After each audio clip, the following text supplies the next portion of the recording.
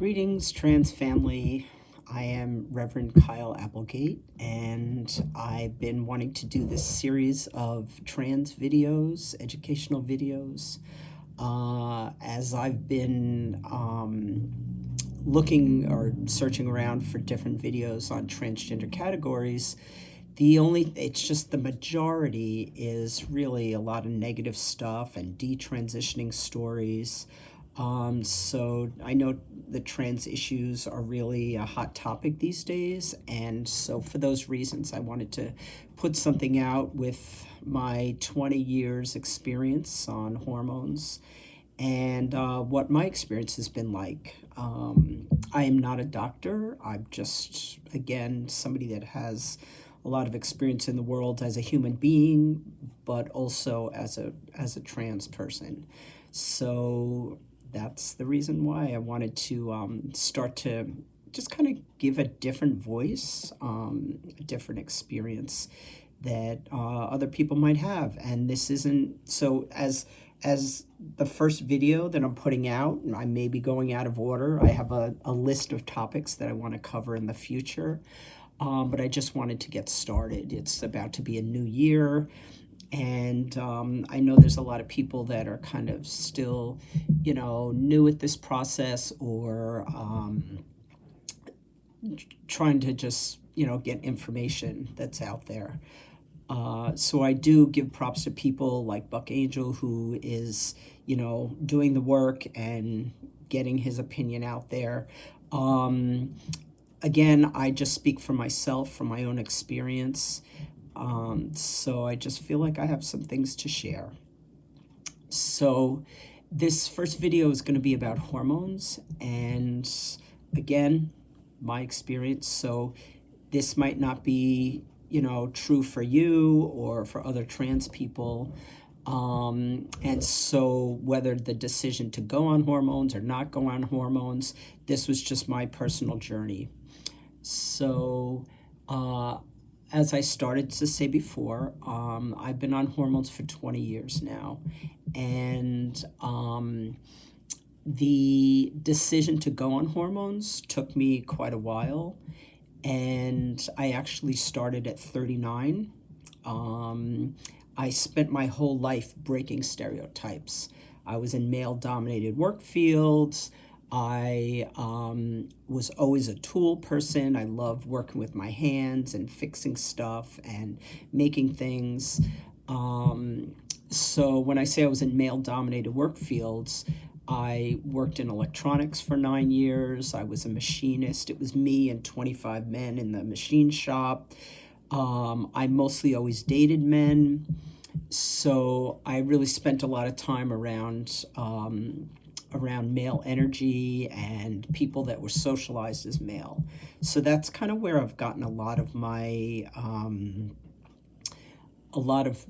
ideas about masculinity,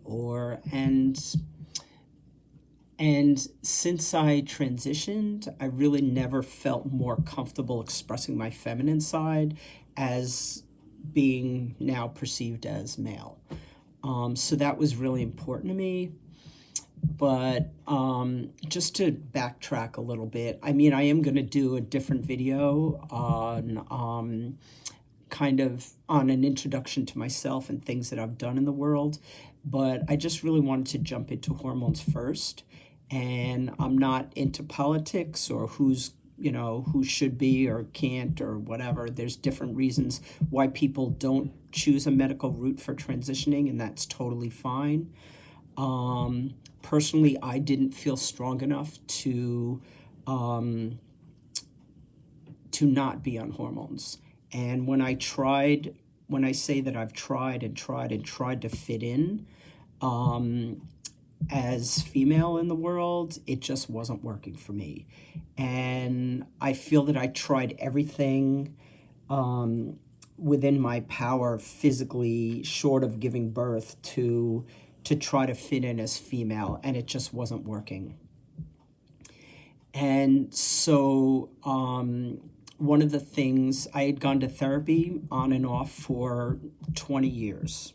From like 25 to 40. I was in and out of therapy, And I worked on different categories, different topics throughout my times in therapy, and that was all great. And it wasn't until eventually I started to open the gender can of worms, I call it, where I was always in these male dominated work fields, and I was always breaking stereotypes. And people at the machine shop would say, guys would say, like, well, what are you doing here? This isn't women's work. And I would say, well, obviously it is because I'm here doing it. So again, I was always questioned that that I was breaking stereotypes. So I just didn't fit in. I didn't fit in with other females that weren't interested in tools. I would go to baby showers and things like that, and I just kind of didn't fit in. So I just always felt uncomfortable wherever I was, and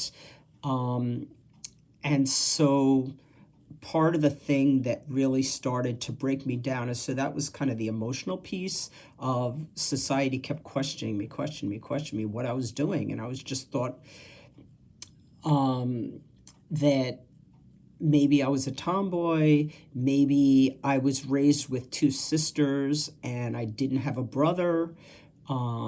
So we didn't have gendered tasks in my family.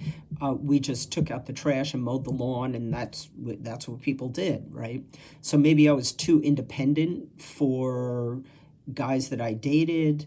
I felt that I was more masculine than the guys that I dated, even though I was perceived as female and lived as female.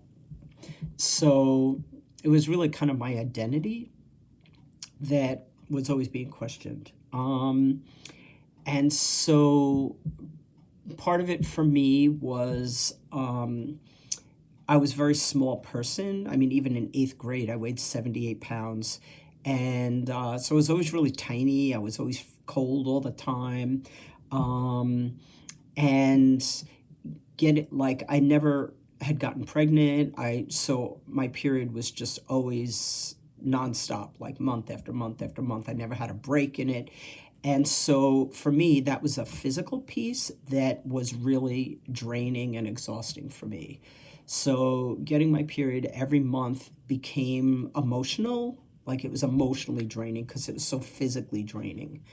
And for me, it was like having the flu every 3 weeks, and I just felt sick. So I was like weak, sick.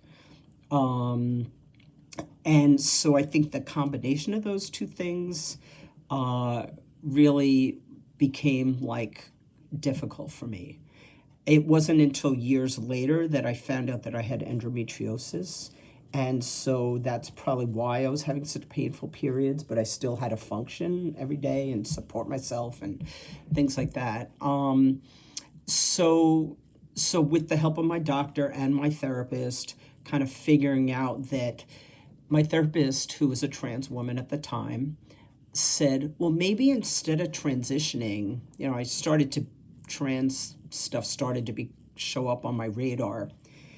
My therapist had said, well, maybe instead of transitioning, maybe you just need a break from your period. Maybe you just need a break from the female side. And I was like, wow, that would be amazing. So what I chose to do was, instead of going on testosterone, I chose to get the Depo-Provera shot, which is a birth control shot, which stops your period, right? And so I did that. So I got this shot, and for 3 months, I think like you get one, and then I forget, it was a long time ago, but you get one, and then 3 months, you get one every 3 months, something like that. And and it did stop my period. And I was like, wow, I felt like I could breathe, like emotionally, physically. I was like, wow, I'm not being knocked with the flu every 3 weeks, right? But instead, the chemicals, the hormones of that really made me feel like more curvy and weird. Like my breast felt more tender, because it kind of tricks your body. I mean, I could be wrong. Like I said, I'm not a doctor, but it like tricks your body into thinking that it's pregnant, so you don't get pregnant, something like that. But to me, I felt more curvy and womanly, and I put on 10 pounds, and I was like, this isn't how I want to feel either. This isn't right. So that's when I decided to take half it, instead of going back after the 3 months, whatever, to get the next shot. I decided to go on half a dose of testosterone. So I started with half a dose, and it was like a warm bath. It was like, yeah, this is the right chemical for my body. It felt very much like I had estrogen poisoning. At that point, I realized that, oh, I feel like I had estrogen poisoning. Estrogen wasn't the right chemical in my body. And they say that you could try hormones for a short amount of time, and you'll know if it's the right chemical for you. But for me, it was the right chemical. So how I was perceived didn't matter to me. It was more how I felt, right? And I will go over the pros and cons of testosterone. But for me, the first effects that I felt was, after this kind of warm bath feeling, was that 9 months went by and I didn't cry at all. And I was like, this is weird. I used to get choked up at stupid commercials on TV and stuff like that. So that was really unusual. So it totally kind of calmed me down. It was very grounding. And maybe it was because I wasn't having the estrogen fluctuation cycles up and down every month. Instead, it was like a slower pace. And also my voice dropped 4 times in a year and a half. And so at first, I guess the second symptom that or side effect that I felt was that it felt like my vocal cords were being kind of strangled. And so what they were doing, they were like thickening. And I was going through like a second puberty, right? A male puberty in the middle of my life. And so I felt like I was clear in my throat, and I felt like I had a frog in my throat. My voice would crack. And that went on and off, like I said, like throughout a year and a half, like every couple of months, my voice would kind of change. And so for people that are concerned about like how their voice sounds on the phone or their voice in public that they're self-conscious about, having gone through all of that, and here it is, like I said, 2 decades later, at least once a week I get called Miss and Ma'am on the phone. And I know it's not because of my voice. It's because of my inflection. And that because I sound polite on the phone. So that's something that I found as well. And sometimes I correct people, sometimes I don't. It doesn't matter to me. I mean, if I'm calling the phone company or I'm calling something that I just need something taken care of, it's like I'm not, again, you got to pick your battles. And it's like, it doesn't matter to me. It's like, I just need my phone service or whatever. So that was kind of the first effects of testosterone. And I definitely plan to have a video on shaving, on how to like like hygiene and how to like take care of, like facial hair and things like that. But definitely you'll get like more body hair in places that you didn't even think that you would, on your knuckles. I think that's odd. Your belly button, your butt crack, like stuff like that. And also I plan to, so I'll kind of cover that more in my hygiene shaving video. And I'll definitely plan to do a video on surgery as well, because but what I'll say here is that people also that are concerned with passing or whatever, I never was able to grow sideburns So I was on testosterone for like 8 or 9 years.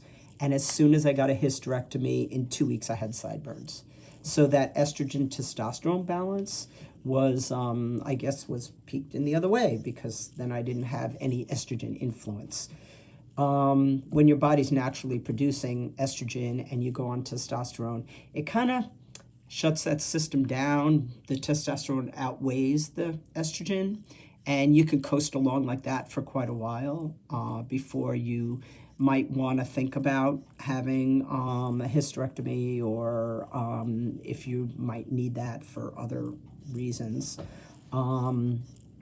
So that was kind of, those are other effects that happen. Another effect is over time, this takes a while, but is a possibility of getting vaginal atrophy.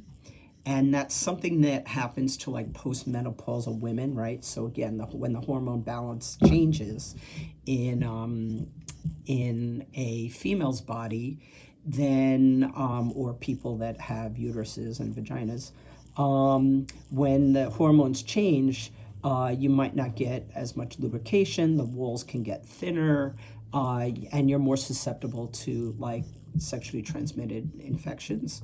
So that's something to keep in consideration, because if the walls get thinner and you're using those body parts, you're more likely to get like tiny, like microscopic tears that could like introduce bacteria and things.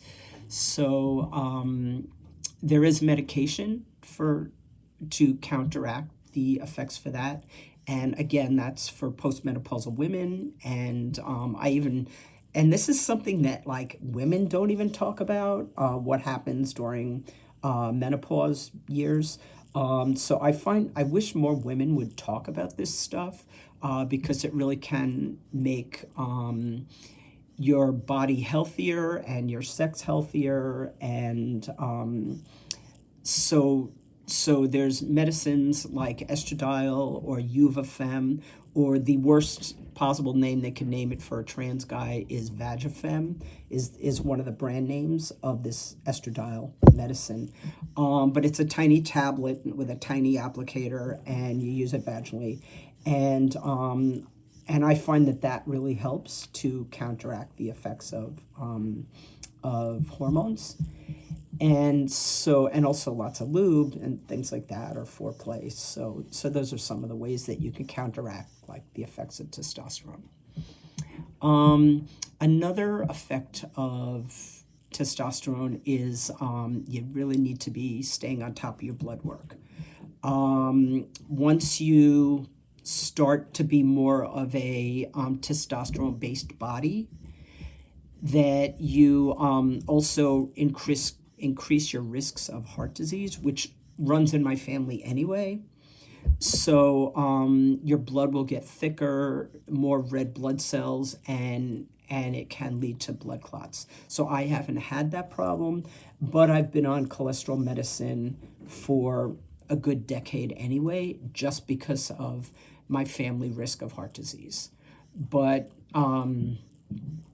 so that's something to just keep an eye on, getting labs done on a regular basis, and just to make sure that your levels are where they're supposed to be. Sometimes they recommend to, if your blood is getting too thick, they might recommend to get to donate blood once in a while. I don't do that, but my levels got to a point where I had to do therapeutic phlebotomy, which I call bloodletting, where I went to, my doctor sent me to another oncologist who could take the blood, take like a cup or whatever, donations worth, and then they give me an IV of IV fluids so I don't get lightheaded, because I tend to have low blood pressure. So for me, that's what works. I wish they wouldn't throw out the blood. I wish they could use it on something else, but I'm just uncomfortable with going to donate blood and then feeling lightheaded. So I'd rather, and that doesn't happen when I do therapeutic phlebotomy and then get an IV fluid afterwards. So that's what works for me. So another thing about hormones or testosterone injections is that it's an injection. And I injected myself. You learn pretty quickly to do it yourself. So you don't have to be so reliant on going to the doctor all the time or the nurse practitioners to get the injections.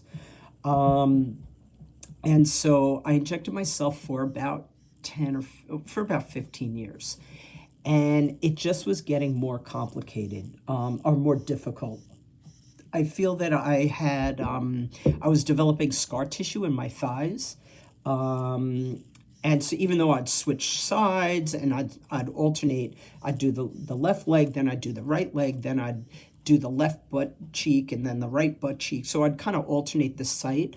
But over time, so many years of injecting every 2 weeks, I felt like I was getting scar tissue in my legs. The needle wouldn't go in. As soon as I take the needle out, the liquid would come out. I mean, it was just like it was getting more painful. It just wasn't working for me anymore. So what I did was I decided to go on the gel, right? So I tried the gel first, and I rubbed it on my. I rubbed it on my thighs. No, sorry. I rubbed it on my upper arms. That's where you're supposed to do it, right? Little gel, rub it on your upper arms. And the first time I did it, my elbows swelled up like water retention. I was like, what is going on? This is not right. So then it wasn't for like a year or two later. I tried again. I said, the needles aren't working for me. So she gave me a different kind of gel, rubbed it on, and I had sudden jaw numbness and tingling up my arm.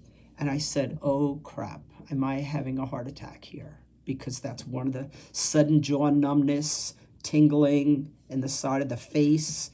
I was like, what is going on? So I stopped doing it after 3 days. So I stopped doing it, got checked out by my doctor.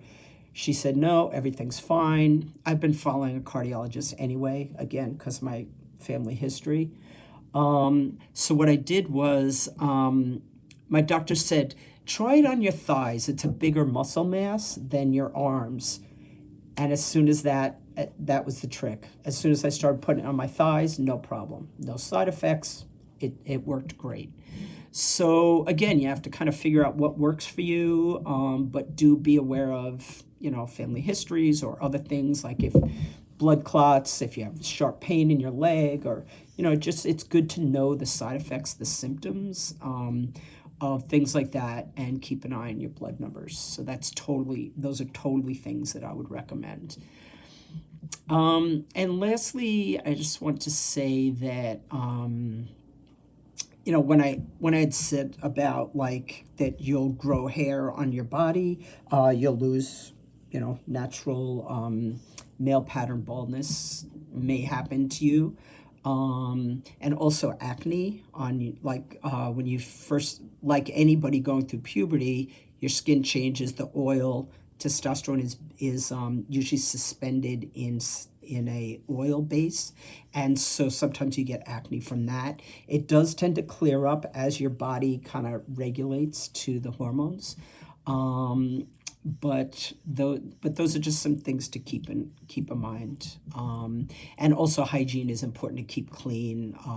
Not scrub your face, but just like wash and shower on a regular basis, and that helps to keep the skin cleaner and less bacteria for that might create acne. So those are the basic effects that have happened to me, and I just have a quick list of pros and cons of pros of hormones and the cons of hormones. But so the pros I'll go over first, and that one, you might feel better in your body. Like I said, for me, it was a warm bath. Your voice will drop a little bit, will change. It might not be much, it might be, but it doesn't matter as far as, to me, it didn't matter as far as being passable or not for my voice. And that I still get mistaken 20 years later. So it's something that I wouldn't sweat it. I mean, unless you're a singer, I'm not, but it's interesting to me to songs that I've listened to for years on the radio or whatever, or listened to, and I used to sing along to. Now it's like I have no idea what range where I'm supposed to be, because the voice coming out of my mouth is different than the one in my head, and I just find that fascinating. So here I'm trying to sing along to a song, and I'm like, oh, my voice feels strained. Or when I'm in a loud like club or something like that with music, by the end of the night my voice feels really strained, because I don't know, I haven't mastered the change of my voice. So I find that kind of interesting as well. So people might want to take a couple of voice lessons, just to, if you're feeling that strain, or just to try to figure out where you are on the range of where you could be, or speaking, to put less strain on your vocal cords. Hair gains, hair loss, but the pro, if you wanted to, whatever, one of the pros could be of gaining hair, but it's also a con because you're losing hair. One of the pros is getting stronger. Like you'll be able to put on muscle a little easier. I'm not saying when you start taking hormones, all of a sudden you're going to be this, wake up and be Popeye. Muscle gains, I used to be a personal trainer, but muscle gains takes work in the gym and proper diet to be able to put on muscle. So, but again, through going on hormones, I just felt healthier. My system felt stronger. Women, like, you're taking a baseline dose, and so it's not like steroids and people that have like roid rage in the gym. Those are people who are taking too much. They're taking more than they need to. And a lot of those people are people that were born male and their body naturally makes testosterone. So when you put more on top of that, your body the endocrine system has a way of balancing stuff out. And it's like, why should I give you more if why should I make more if you're putting more into my system? So that's a side note, but again, one of my hesitations about going on testosterone was about I used to work in a gym. I saw these guys with that were angry and because they were taking a lot of hormones, and that was a concern of mine. But again, when my experience was that no, I didn't feel that way. It was just kind of a maintenance dose. So another pro is not having a period, which was like, hallelujah, which was really important for me emotionally and physically. It was one of the key things for me. And another pro is that your sex drive goes way up, and that's something that, again, it could be a con, and it's something that you need to learn to manage, but that's similar to anybody that's going through a puberty, right? So it's something to take into consideration. So learning to moderate your sex drive. And as far as the con list is, and this isn't an extensive list, this is just what I've come up with for now, is taking needles and for life, that your blood can become too thick, the heart disease risk increases, vaginal atrophy, which I mentioned, and also, while I didn't get like angry from hormones, I definitely find that that sometimes I get more easily frustrated. I used to be a lot more focused, and I remember when I went on hormones, I just really didn't have the focus for tasks the way I used to. Again, that adjusts over time. And just to remember that that the effects of testosterone are permanent, right?